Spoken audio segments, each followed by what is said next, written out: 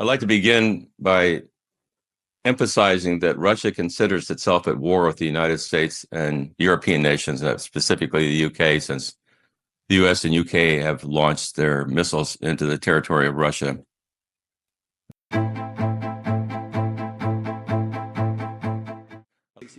It is not Russia, but the United States who have destroyed the system of international security. And they are trying to preserve their hegemony and stoking a global conflict.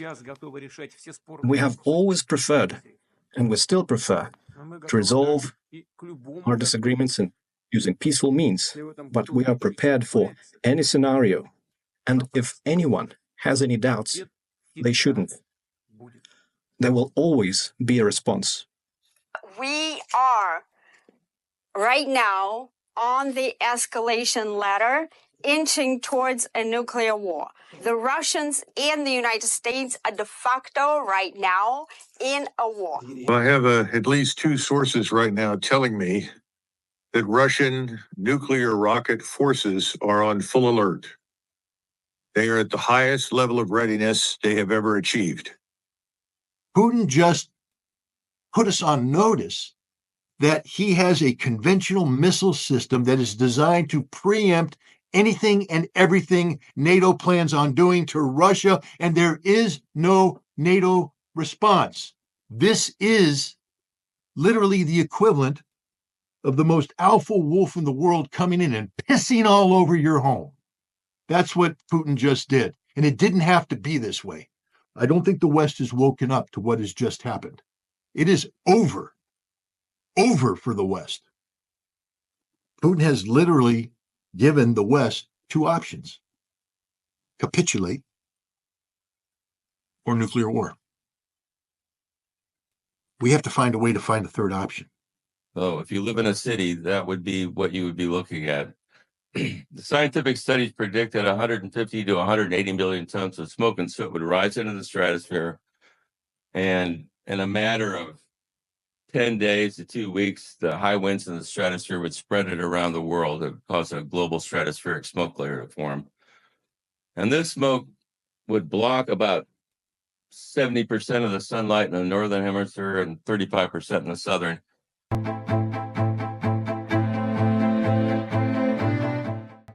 And I'm telling you authoritatively and truly, they lie about every goddamn thing about these wars.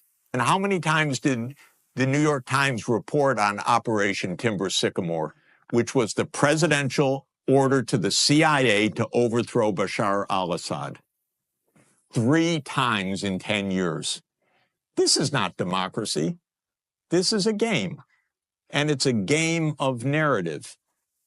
Why did the U.S. invade Iraq in 2003?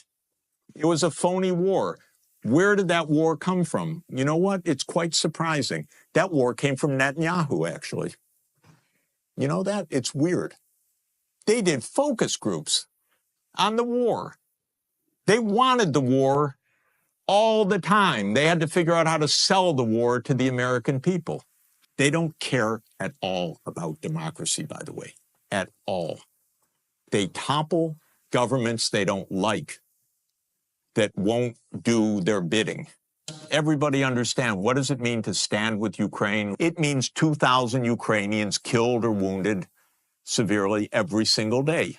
That's not standing with Ukraine. That is standing with the destruction of Ukraine. God forbid a nuclear power comes at us. I don't know what's going to happen. But we came at them. We have to understand the most basic points. Stay out of each other's lane so that we don't end up all dead. It's not so hard. They can't afford a defeat, a Ukrainian defeat before the election. That's what they're worried about. And so they're trying to prevent that. Something like this only because you have the French and the British also wanting to escalate in order to drag the United States in and lock in the United States to continue to have to provide assistance.